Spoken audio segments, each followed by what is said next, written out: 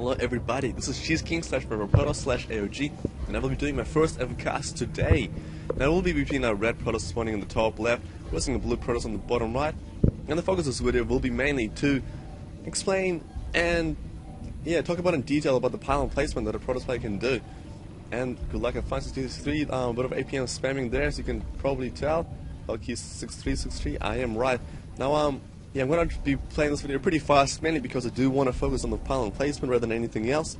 And my videos are generally going to be my earlier videos are going to be generally aimed at the bronze/silver league players. As I am a silver league player myself, I'm trying to help out any bronze players trying to move up in the ladder.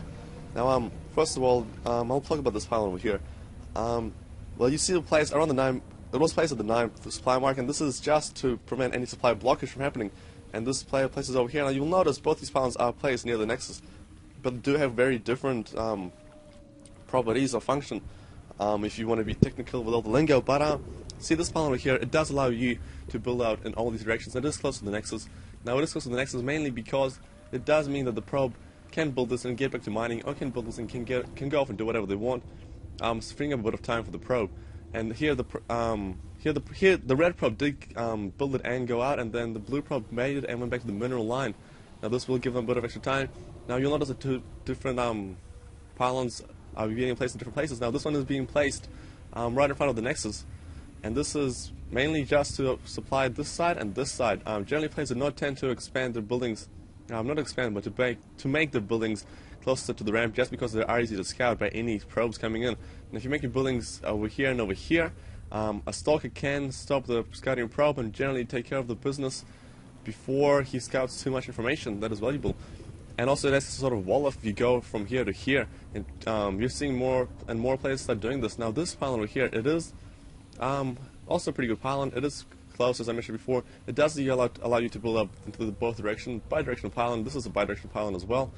And this pylon over here, now you'll notice that it is blocking off this little entrance over here into the mineral line, and this will prevent any, well, not prevent, but this will slow down any early pushes done by, done by the opponent, and this will buy her a little bit of extra time. The opponent will have to run around all this direction, all this area here, run, and by the time you should be able to get a few reinforcements. If you don't get reinforcements in time with that extra like 4 or 5 seconds, it was probably too late, and you are doomed. Sorry if that's a bit cynical, but yeah, this does help you out with a few seconds.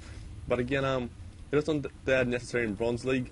In Bronze League, what people generally do is put the pylon at the front of the ramp, just because you're able to spot any incoming probes. What the pros tend to do is just send a unit around here just to scout for any incoming probes.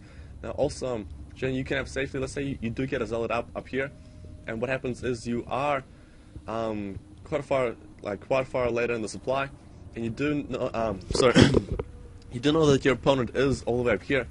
Then you'll probably know that your opponent did not scout in here, placing your proxies here, so you can have the zealot over here being pretty safe. Because across the resistance, it is a while to scout. But yeah, generally having a pylon here does give a bit of extra safety. You will know more about when the enemy does start scouting you, and will give you a bit of ease of mind. Anyways, carrying on. I'm going for a second pylon. Now these are going to finish. This pylon is going to power a gateway. Yes, it is. And watching for the next pylon go down. Now, right here. The pylon goes down on the 60 mark. This is to prevent you from getting supply blocked. You know when you get supply blocked. Now this pylon over here, you'll notice that it is powering this gateway as well as this pylon. Now what does this mean?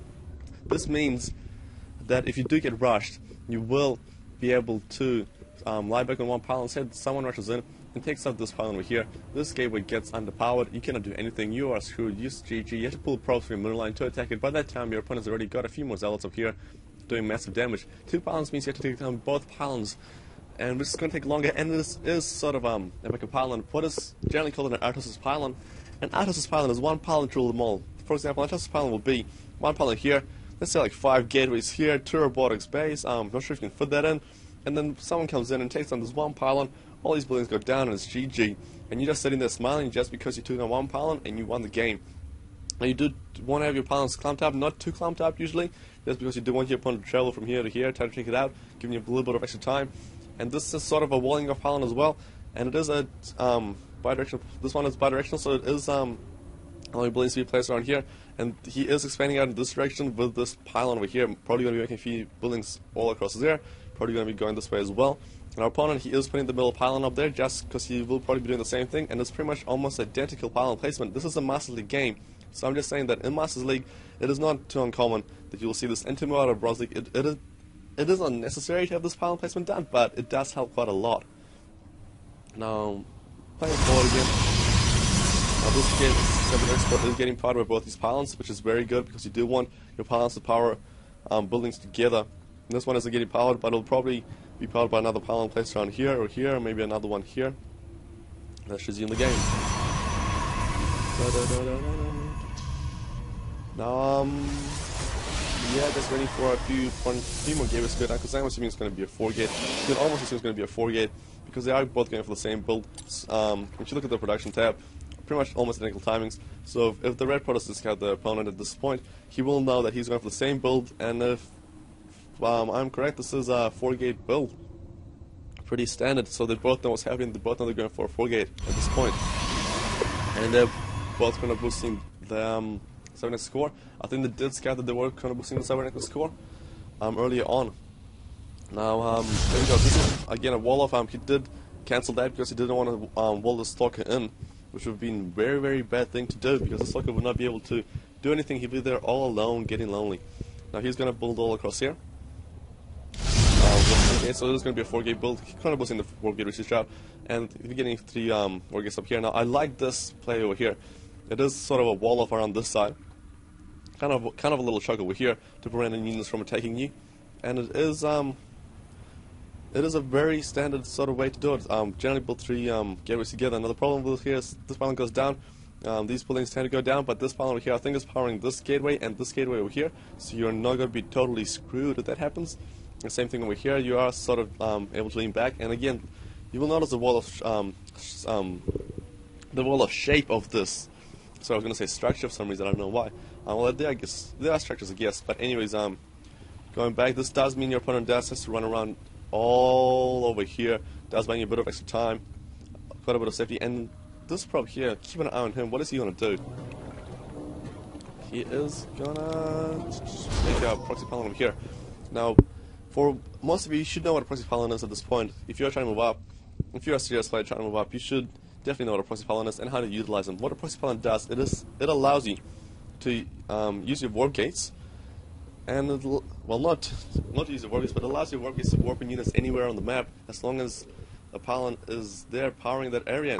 So what that means, trying to kill us online. Okay, very good to know. Not really, because I am casting, but zooming to the cast, what will happen is you can spawn units all across here, plus your enemy's base, thereby reducing the rush distance. It's the same as saving all your warp gates here, theoretically, making units here, so you only have to run this far to attack, and generally will be a more even army, because generally what happens with rushes is the opponent can usually win because they will be defensive. So even if you did rush your army out, by the time you get there, they will have an army built up again. In this pylon here, you'll notice it is on the high ground. Players tend to not usually put the pylons on the low ground or from anywhere that a prop can easily scout or a stalker. What you should generally do as a Protoss player, you should send your stalkers all around here, trying to scout this area, spot for any proxy pylons. This pylon will be the last to spot because it is up on this high ground, so you can only spot it if you're on the high ground itself, giving you quite a bit of time to lean on. And this is a pretty recent pylon, so even if the opponent did scout a bit earlier, he would not have spotted it, I think. And you can put a few pylons over here, but again, those are easy to spot. If you have a building up here, they can see all of them. Wow, everybody's coming in line, and yeah, resuming the game. You'll notice the red Protoss did not make a proxy pylon. This is because he does know that I'm assuming he does know that the blue Protoss is going to be going for a 4-gate build, because the timings are almost identical in every sort of aspect. See, the warp gates almost finishing at the same time. It's just that one pylon over there makes the difference between the production tab. And yeah, so he wants to be a bit more defensive, because having the pylon over there, if he does warp in units here and the opponent does warp in units there, it's going to be a base trade, and nobody likes a base trade because base trades are very unpredictable. What you want to do is you want to be certain of what you're doing, so he is going for the defensive build while the blue Protoss is being the aggressor. Let's go on. I want to get rid of this sign now. Finally goes away, so mention that now the warp gate does get deleted, and you'll notice that they are coming in here. When you get your suckers up here, you'll be able to warp in units up here because this area is part of the pylons. Now that you finally have vision of it, you're able to drop in units right in his base. So even if he does get a synergy up here like he does to block this off, you'll be able to get units right in his base and get him.